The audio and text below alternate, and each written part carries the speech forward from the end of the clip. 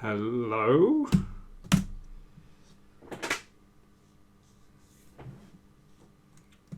Receiving.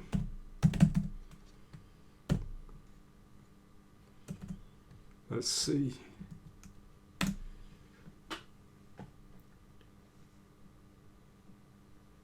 Well, so far I'm not getting any response at all, so I really do hope it's working. I'm going to have to... Yep, seems to be working. Excellent. I guess there was a short delay there. Good. So, greetings to Ricardo, to Sar, to Riaz, to Tim, Andreas. You can see, excellent, and I hope you can hear me. Hi Ben from Germany, excellent. Well, as you can see, let's start straight away. I've got a position on the board. Riaz says, oh my god, your wall planner is the same as mine. Yeah, that's quite scary, isn't it? I'm going to start with a puzzle which I actually set on I put on the community tab a few days ago, and most of the answers I got there were incorrect. So I think we better clear up a few details with this study. So first of all, cheers. I hope you've got whatever beverage of your choice you have. But here we go. Johnny Brew up north. Excellent. Great to see you there. And Bela Glavi in Serbia. So here we go. What do you play in this position?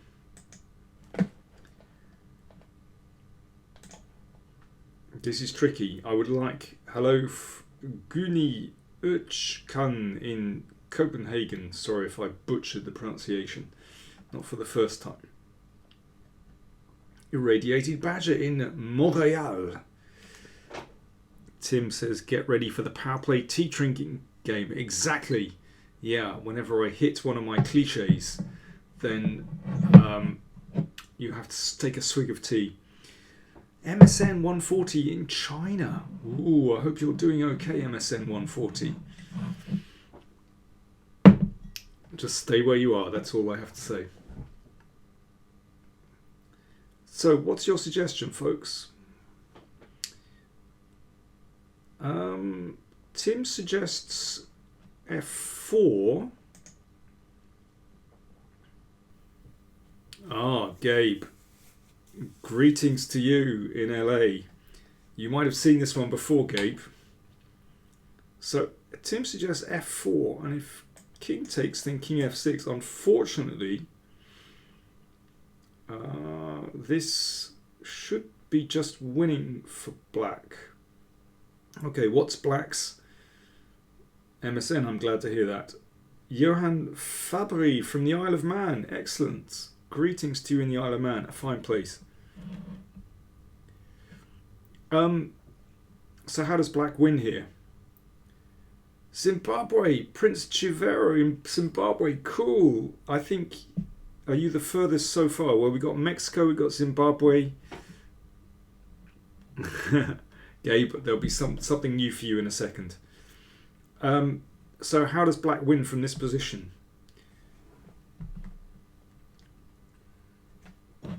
It's nice that everyone says hi, but I need a move out of you.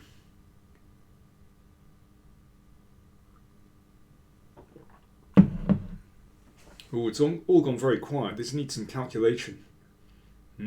Tricky. Gregory in Namibia. Okay, I'm going to go from the beginning again. So, this F4 was a suggestion of Tim's, but I'm taking that, and after this, what I'm saying is, how should Black play here? Martin van der Hidde suggests King G4, as does Gregory. Yes, exactly. That is the move.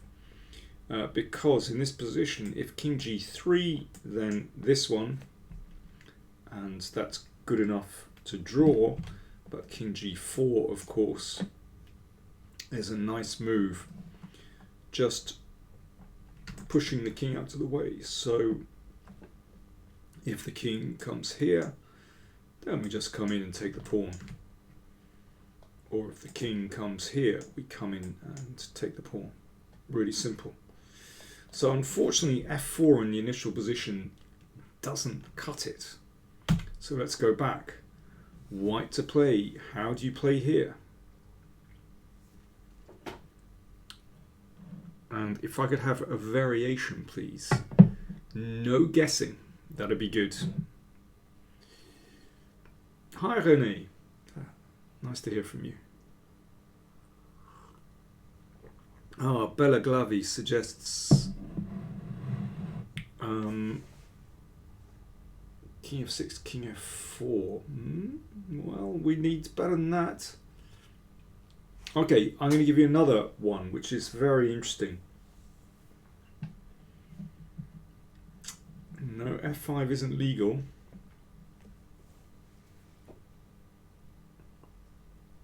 Nick Gattrell asks, could I carry on with the man versus machine matches? Yeah, I think I have other things on my plate at the moment, unfortunately. Okay, let me give you a couple of options. Well, this is an interesting move. King e6. And the thing is that if King f4, then remarkably King f6, a nice little triangulation. This actually causes black some problems. So for example, if King g3, then King here and h6, we come here, and that's going to be a draw.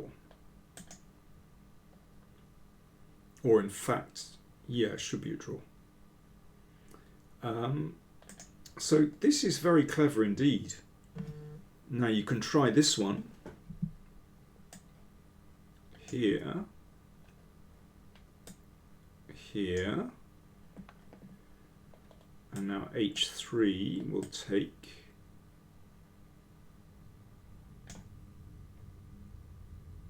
and let's try this here.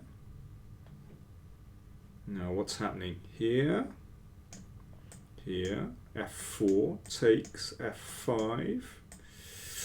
Ooh, it's very close, but not close enough. And that's a draw. So here's an interesting question. How does black win after King e6? And this is really beautiful. Can you spot it?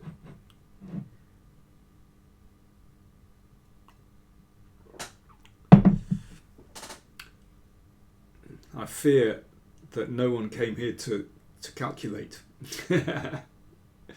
It's a problem. Am I going to have to show you the solution? Okay, I'm going to show you the solution. This is really beautiful. So black does win by playing King f2. And now f4. So we do indeed grab the g2 pawn. Irradiated Badger says we're just warming up. So we allow a white to queen. Now, a rook's pawn should, with queens on the board, should be a draw. But remarkably, in this position, there is a win for black.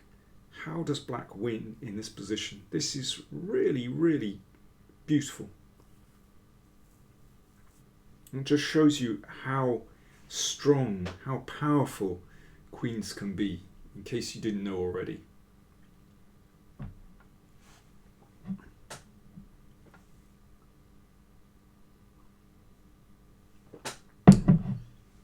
Black to play and win. Now listen, I'm handing this to you on a plate.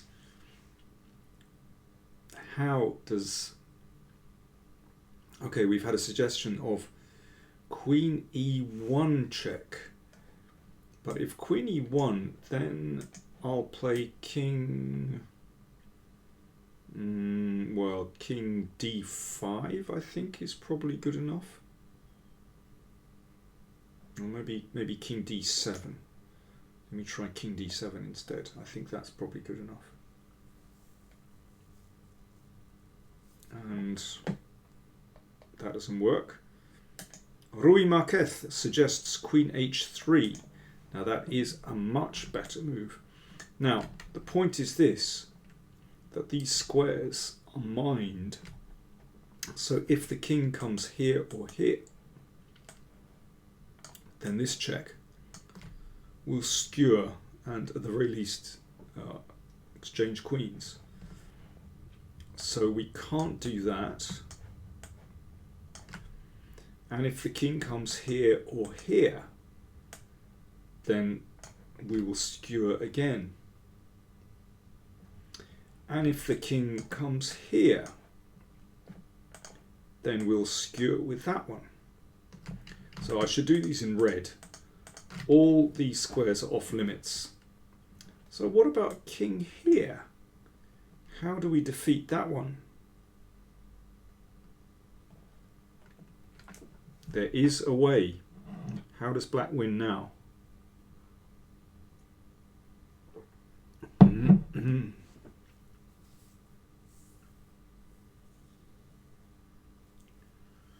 Oh, it's all gone very quiet out there. Yes, well done, Tim. Queen e3 check is the move. And the problem is that, again, these squares, they're all mined, if you see what I mean. So on the F file, that will exchange queens or win a queen. Here, that'll be a skewer. And if we come here to d5, then we exchange queens again. So incredibly, if I come back here, in this position, king e6 loses to king f2. I'm just going to have an action replay, so this is the way we go. And both sides, queen and queen h3 is a winning move. But remarkably, king f4, king f6, king g3 is only a draw after this. So king e6 doesn't work. So what does work? Well, several of you did suggest king f6. And now if king f2, then king g5 picks up the h-pawn. So black has to play king f... Whoops, we've transposed back to the other line. So black has to play king f4 in order to prevent white's king coming here. Right, so now it's over to you again. How should white play from here? Now I think it's fairly straightforward, actually. Well, at least I think it is. but I can see the solution.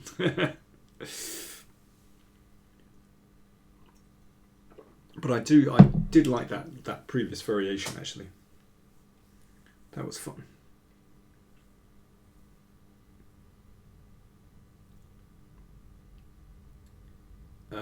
King g4, that's not a legal move, unfortunately. It's white to play here. White to play and draw. King f7 won't help you. Sorry. Sorry, Tsar 14 calls. If here, I'll come here. And I'll take that one.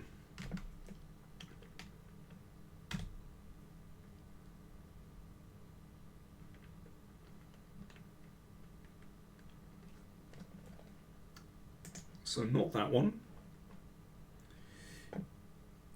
No one's going to be bothered to calculate. Thank you, Pavel. King g7. Yeah, I mean, it's basically the only move.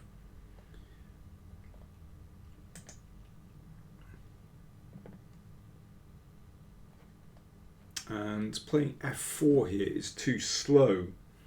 If f4... Well, what we're going to do is we're going to take that And when the king comes here,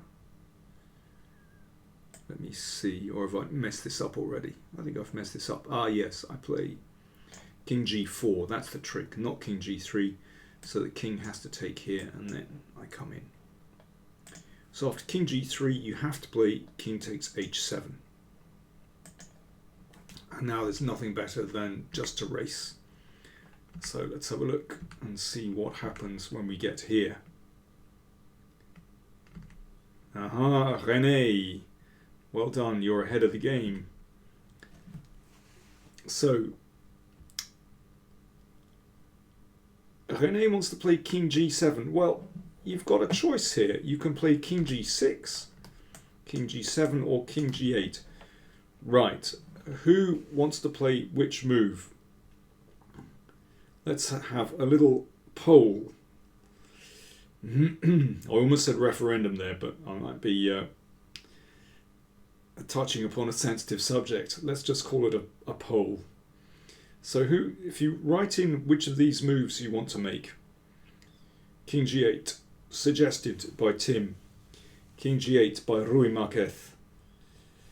Gregory says king g7 exclam. Michael Banks, king g8. Tim says no politics, fair enough. Well, we've got a few votes for king g7. Most for king g8. Am I going to follow the will of the people and go with king g8? Still a few votes for king g7, shockingly. And one for king g6. Okay, most would like to play king g8. And that's correct. Some want to play king g7, which is certainly not correct. So let's just have a little look at king g6 first. That definitely loses to this move. And for example, well, we can just sit there and then the king approaches. So it's certainly not king g6. King g7 is actually losing because there's no check, but there is queen a1.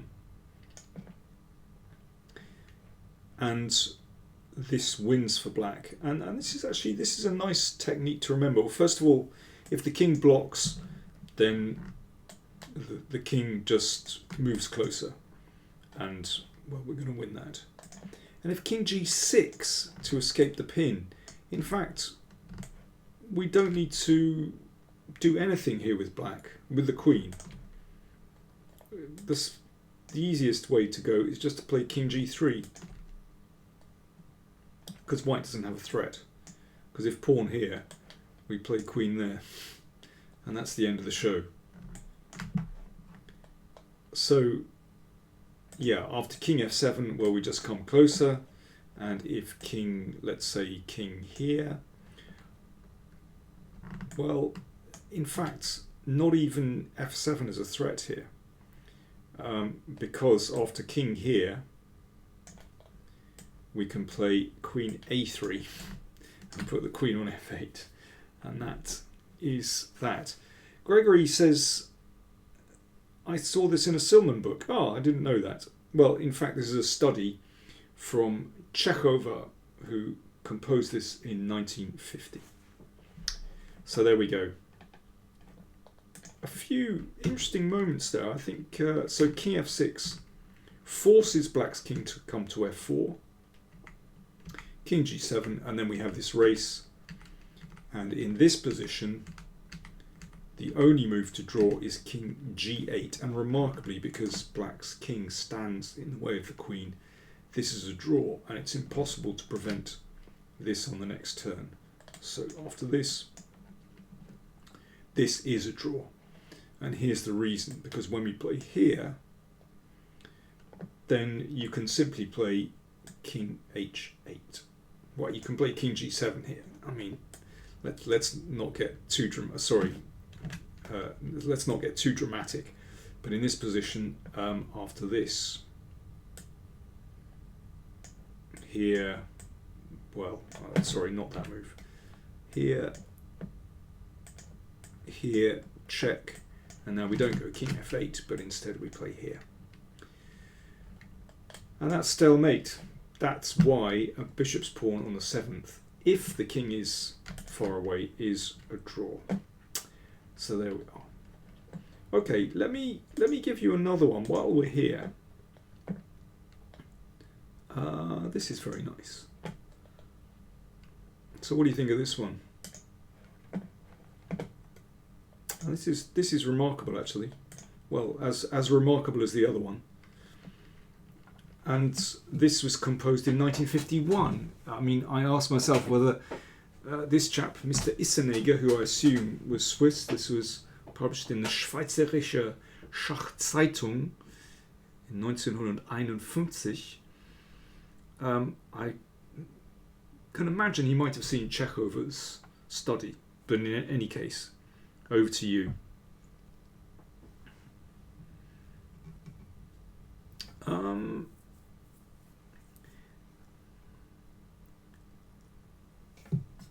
So Evzal Kheladini wants to play King G4, but then I'll push here.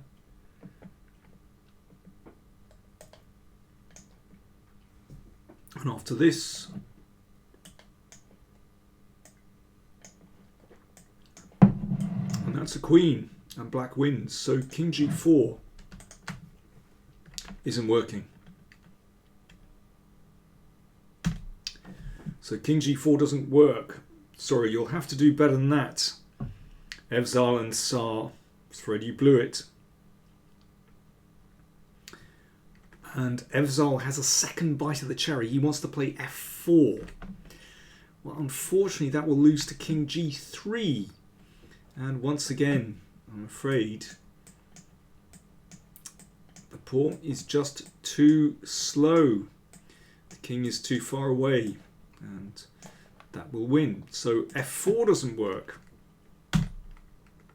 Okay. Arsalan Baghdadi wants to play King F4. I'm afraid that one won't work either, because I will simply play King G2 and push this. So not King F4. Mike Smith, thank you very much.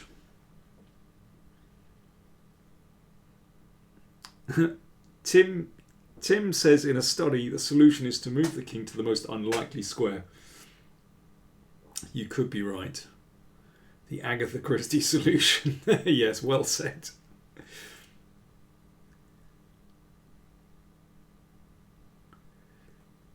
Yeah, it seems to me that people are just kind of guessing at the moment. It would be really nice if someone actually presented a variation. So, for example, King G6 has been suggested by a few people. Sergi, Anton, Chess Night Channel want to play King G6. Well, for the reasons already given. Now, this is interesting. I'm not going to play King G2. Well, in fact, it doesn't matter. We'll go King G1. And here, and black to play and win. How does black win? How does black win? I'm waiting for the answer. Are you ready?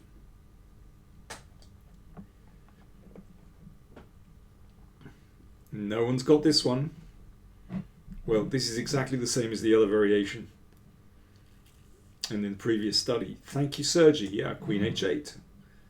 And thank you, Sergi, Evzal, Arsalan, Tim, and Rui Marquez, and Harald, and so on.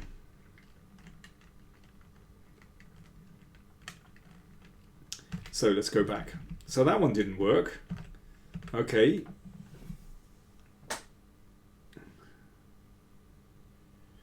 Aha, Anjanaya Fatak says King E6 will win, because when black queens, he will not have the cut by Queen H8. Well done. Exactly. So King E6 is the only move. By the way, yes, King E6, only move. So H3.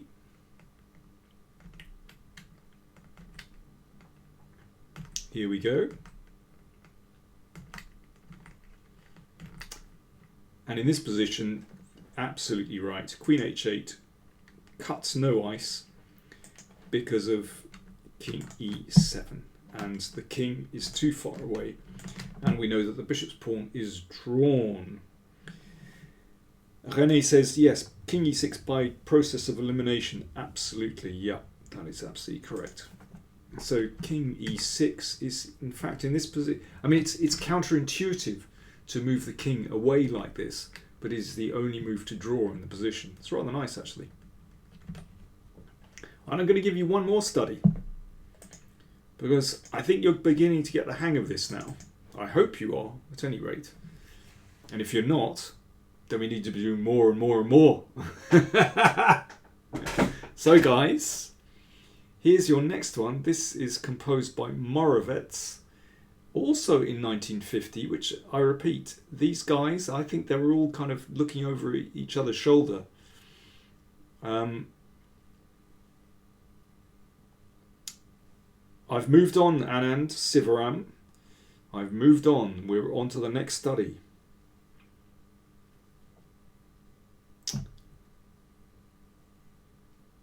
That was just a draw.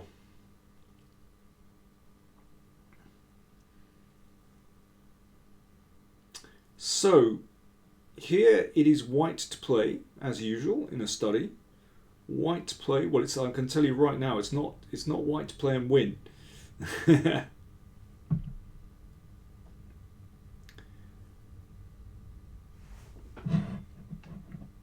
And while you're thinking, then I will have a little slurp of tea. Excellent.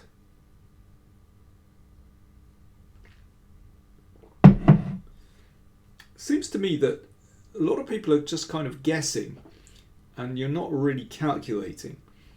What I would like is a variation. I think this is going to help us because at the moment people are just guessing. So Tim says most unlikely square for the king, b7. Well, I think b7 we should be able to work out that this pawn is just going to gently plod its way to the queening square, and that will be that. Black wins. Gabe says déjà vu, indeed. Anand Sivaram says king d5, king f6, please continue. Yeah, I'd like a variation, guys. So anyway, we can use process of elimination in king and pawn endgames, and it's certainly not king b7 here. Okay, Evzal Kheladini says just take the d pawn. Right, should we try? So let's see what happens if king takes d6. Well, we have to use logic. Let's push the e pawn. So white only has one possibility, and that's to push the c pawn. So let's try this. Here we go. And black makes a queen. Now the problem is that after c7, well, I think we've seen this pattern before. If the king were here or here, it would be a draw. But in this position, queen here just shuts the thing down. And that's that. It's a win for black. So king takes d6 isn't working. Well, if we come back here, you can try to get the king in a better position. So you could try king d7. But in this case, we can win with queen d1 check. Now blocking is definitely not going to help, but king c8 is tricky because there's a threat to play here. Now I'm going to throw it over to you. Black to play and win. How does black win here? Black to play and win.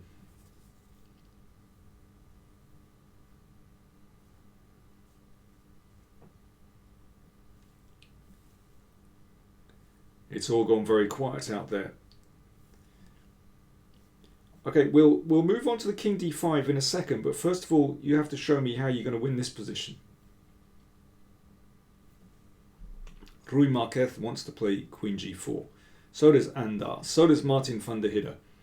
Let's go with queen g4 check. Well, in fact, it's the only check available. So let's do it. Queen g4 check.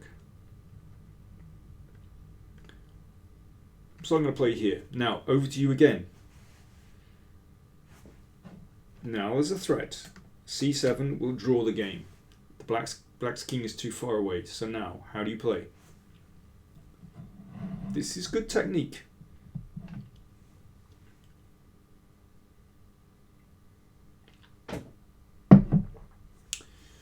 You could play queen b4 check, but it's not the best move. That's a bit slow. There's stronger than that. And I'll show you why. Because after queen b4, I will just play here.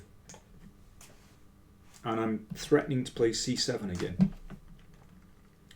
There is stronger. You can do better in this position. Alan Sivaram 22 and Arsalan Baghdadi and Rui Marquez and Chestnut Channel suggest queen e4. Absolutely. This is the simplest way to go. We had this in the other study. This is actually a very, very common theme. So, and yeah, well done to Sergi, Martin van der Hidde and Irradiated Badger. Excellent. So we know that if the king goes in front of the pawn, then we can simply bring the king closer. And king c8 is prevented. If king here, we know that there's no threat. We can simply bring the king closer because we know if c7, then queen here kills. And the king comes closer. So this technique of pinning with the pawn on the 6th is it's worth knowing about. It's really clean technique. So let's go back. So that was king takes d6. Mistake. Black wins. So what do we play? Aha. Anton Martadal says you have to play king d5 first, so that when black plays king f3, he can't play queen g4 later on. Well done, Anton.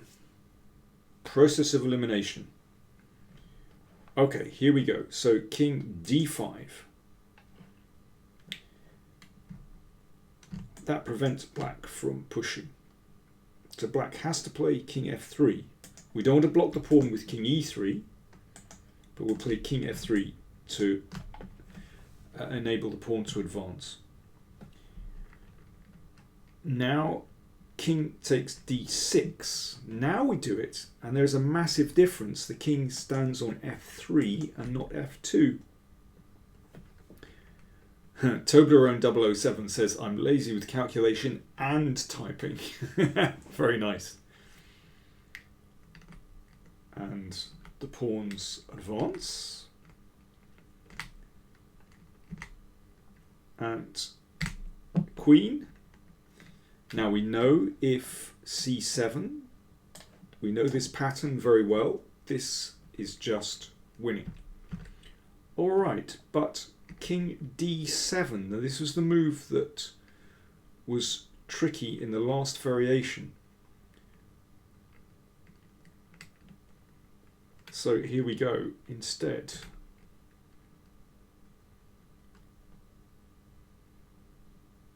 Queen d1 check. And now king c8, and this is a draw. Because there is no check on g4. This is really clever. And there's no way. Buxy Singh says, or asks, is that pinning trick only for the c-pawn? It looks more general than just c-pawns. Let me see. Yeah, it could work for other pawns as well, but C-pawn is the crucial one, and because that can lead to a drawn position sometimes when it's on the 7th. I mean, when there's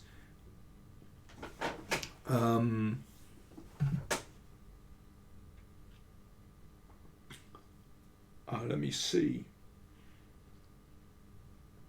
When it's for a central pawn or a knight's pawn, then it's just very easy to win anyway, because there's no stalemate trick. So yeah, it's more crucial this with the c-pawn. So there we go. Anjanaya says King e4 seems interesting to calculate. Okay, let's try it. Well, I'm going to play c7 very quickly, and you can try and win this if you wish, but I can assure you this is a draw. So for example, king here, well, I'll play, does it matter? I'm not sure. Let's play here, and it's going to be a draw basically.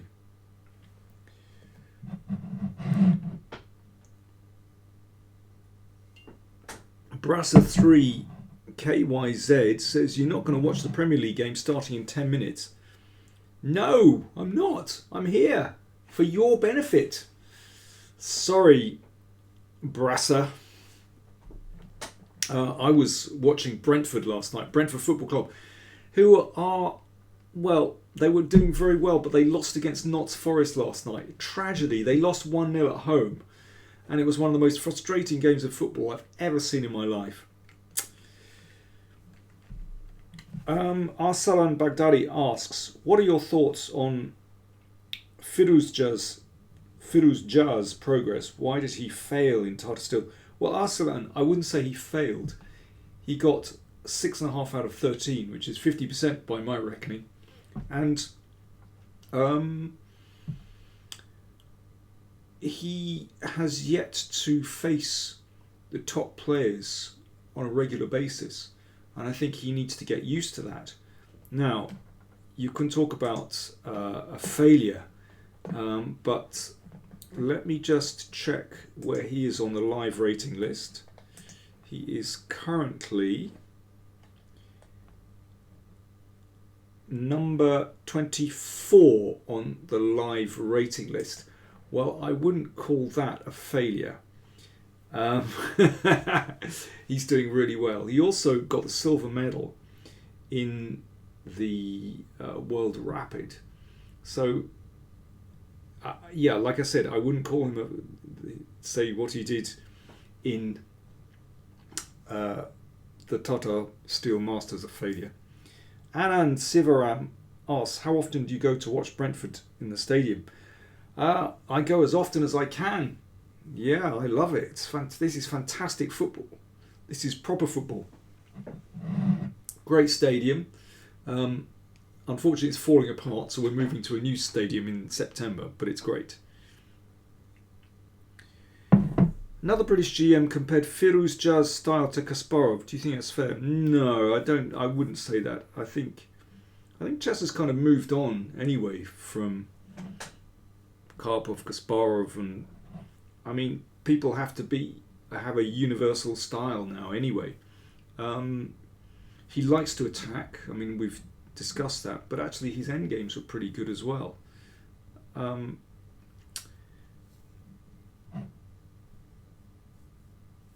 Bernd, hi Bernd, hope you're doing well. He says, hi Dan, would it not be a great idea to try to win a game before it comes to all those positions, having to calculate all those moves? What's the secret of good technique?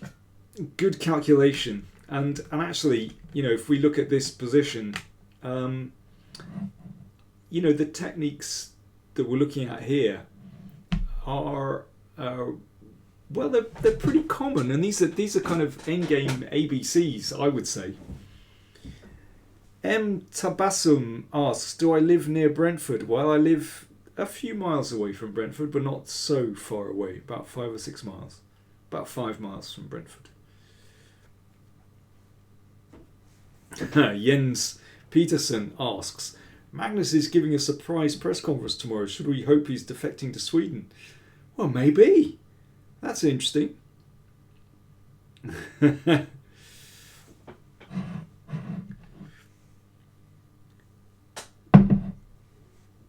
John van der Laar had lodgees from Bristol. Presumably you mean tenants, perhaps.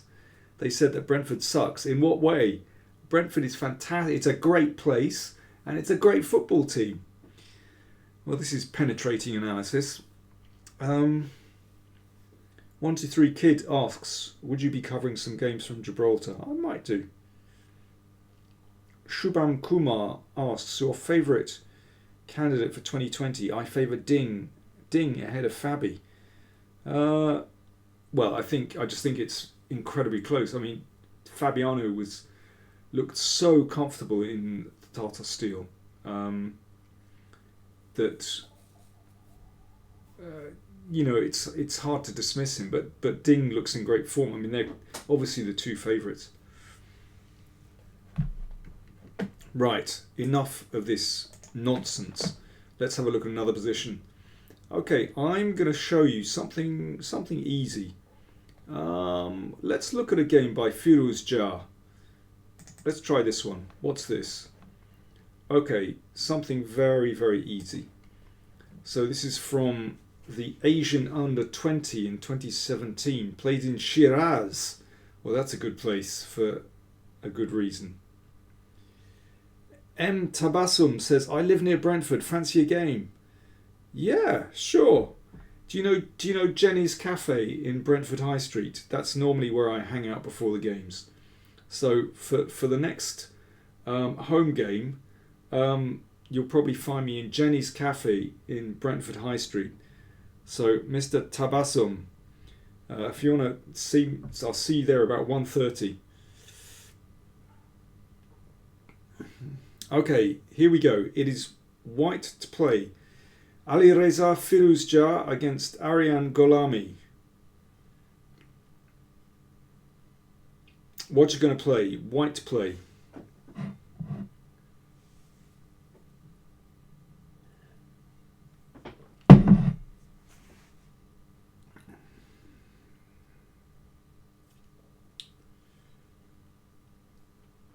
Arsalan Baghdadi says Queen E5. Yeah, why not Queen E5? Okay. So after this variation is given. Okay, and I'll play, let me see. I better stop. Okay, and now this one, over to you again. What you going to play? A million moves win. What's the best one? Here we go. White to play. Don't be shy. Let's have your moves. We've moved on. Everyone's suggesting Queen E5. Yes. Well done to Martin van der Hinder, Anton, Jacob, or Jacob, and Queen Toblerone. Yeah. Gabe. Boom. Gabe, you're still there. Well done. Queen H8, of course. And if King takes, we'll do that one. And if King here, then that will be that, or you could play Queen takes Knight as well, whatever you choose. Well done, everyone. Boom! Yes, indeed. That's my first boom moment of the day. Okay, next one. This one. Let's try this. Okay, listen, I'm just going to go through the first few moves of this game very, very quickly. This is quite a trendy line in the Catalan. But Firuz Jah blows it up so easily. So black plays bishop d7.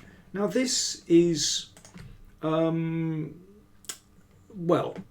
this is the problem piece in the Catalan. If you can get it to this long diagonal to oppose the bishop on g2, then that's, you're doing okay. And it stops queen a4 check as well. But the problem is that you lose this bishop. I mean, there are pros and cons to this. The knight comes out, black has developed, there's some pressure here. But in fact, white has a really nice position. I mean, here, I just love this bishop. Quite a few players played this with black, actually, over the past sort of 2 years. Because black manages to castle queenside quickly, and you want to get a quick attack on the king side. But with this bishop here, Don't believe it. Black's attack isn't going to get anywhere against that beautiful light squared bishop. And Firuz Jah plays very consistently here. So h5. Yes, this is what black wants. But watch what Firuz Jah does here. He just plays b3. So just cracking open lines. Gives a pawn. Doesn't matter. And then he takes here. This is a very interesting decision. You know, I might have expected simply a queen takes to keep this open, but actually this works incredibly well. It just kind of simplifies the position. I mean, simplifies in the sense that White's task is very, very clear now. So he's got open B and C files. So he's just going to play the rooks here, and there's pressure here, and this looks great. So let's see what happened. Knight e7 and c6. So black is attempting just to kind of bolster his position. And rook c1 and king b8. Well, one thing is that with all White's nice attacking moves, then black's entire kingside attack has slowed down, and this really doesn't achieve much at all. So it's White to play here. What should White play now? I mean, I think there's more than one way to proceed here. But what Firuz Jah does now is very consistent. So, off you go.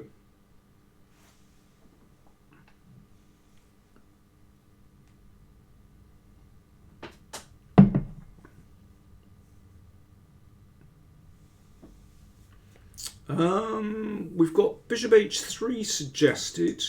Well, obviously queen takes allows a checkmate, but I imagine I'll just play f5 and then the bishop is misplaced, and yeah, doesn't look too good to me. So not bishop h3. But thank you, Sergi, for the suggestion. Bishop a5 has been suggested by a few of you, Tim and Toblerone, and I think this certainly has something going for it. I mean, probably I'll just move the rook, but it feels like this at some moment might be good, but black is holding firm there, so I think there is better, but certainly one can bear that in mind. A4 has been suggested by Buxy's, Sam, and a few others, I think. Yeah, I mean, of course, ramming the A pawn down the board, yeah, it's not bad. It's not decisive though. And, well, black's position is wrong, to be honest. But perhaps knight c8 at some moments could hold things up, maybe even here. So not this one. Right, I have had a couple. I've got bishop b4 has been suggested. I think, again, that's a reasonable move, but not decisive straight away. I think bishop b4 is quite reasonable. I mean, probably after bishop b4, just putting the knight back and begging for some exchanges might help a little bit. But yes, we have several of you who've suggested. We have Anand, Sivaram, Sah, and Jakob or Jacob, and well, various others have suggested e4. Well done. This was the move played in the game, and I like this because it's somehow very consistent with the idea of opening up this diagonal for the bishop. You know, White has time to do this, basically. It also opens up this diagonal too. We shouldn't forget bishop number 2. That might be rather useful. Okay, so this was taken. I mean, actually, it's very hard to suggest alternatives there. I mean, in this position, if h4, then it doesn't really achieve much. And we can, for example, continue bashing on here. And there's also, well, in fact, bishop f4 check first would be very strong, I think. Yeah, let's just show that. So bishop f4 check and king here. We can take. If pawn takes, then that is decisive. And if knight takes, actually I think I can do exactly the same thing, opening up the c-file, and rook there is decisive. So yeah, there's a threat straight away. I do like e4. It's so consistent, so thematic with the policy of opening the position for the two bishops. So that's why black took. And now bishop takes. So you can see the bishop is starting to play. f5. Bishop came back. And g6. Well, black is running really shorter moves now. Okay, over to you.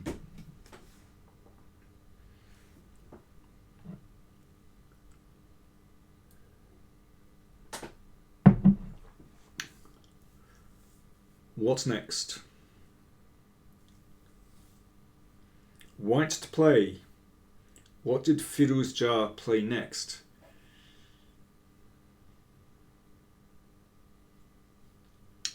Okay, we've got. I mean, there's more than one good move here. Bishop f4 check.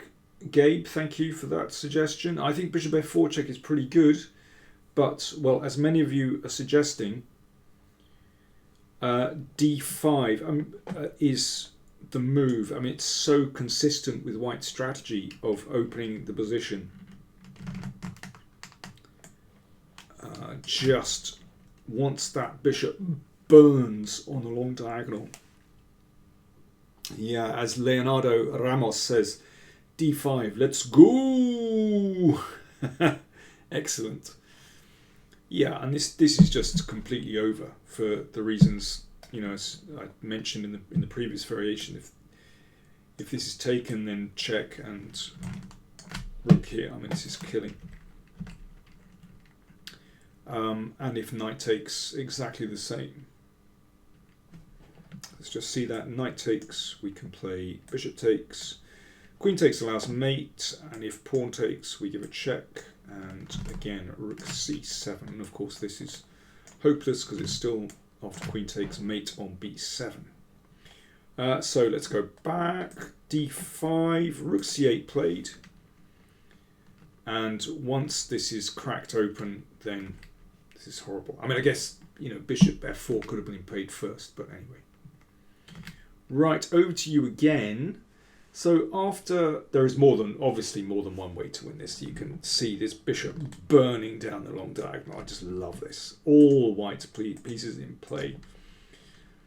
Black has been made to look like a complete mug here. After Firuzja's next move, black resigned. Tirunarayanan asks, is there any difference in playing bishop f1? Probably not. Probably the same thing. Doesn't matter. We've got Joel Estalin Polanco wants to play rook c6. That wasn't the move played. It probably wins as well. Let's have a look. Well, pawn takes allows mate in 2. That's good. And, well, queen takes we can't do. Rook takes. Now what?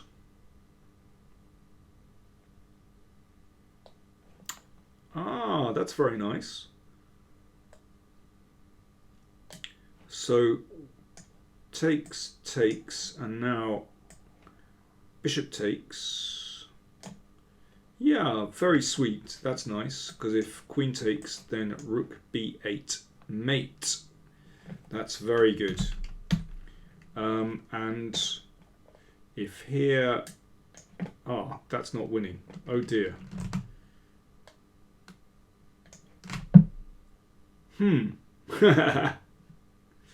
That's a problem. So rook takes doesn't work. Let's go back. Okay, you'll have to do better than that. Let me take the paint off the board.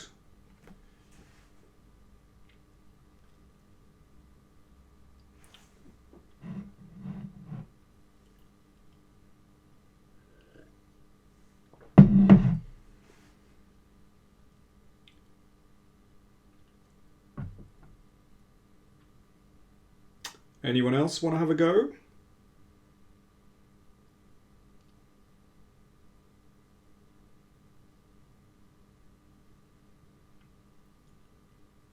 Anjanaya says, that's how I mess up my games.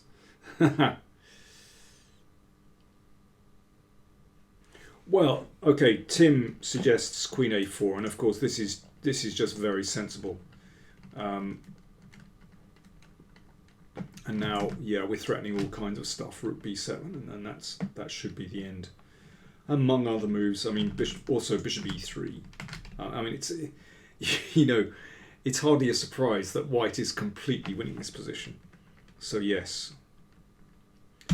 But Gabe, well done to you. Well done to Anand Sivaram 22. Excellent. Rook D1. That was the final move of the game. A very simple move. Excellent stuff. But Queen A4 is winning as well. But Rook D1 was the final move of the game. And there is absolutely no defense.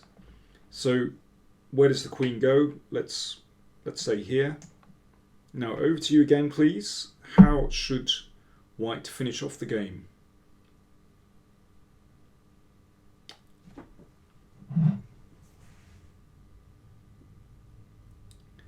Daniel Hohendedos says, I'd sack the exchange here in a heartbeat.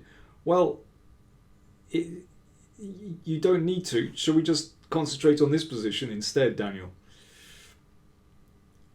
White to play and win. We don't need to be so complicated. Yeah.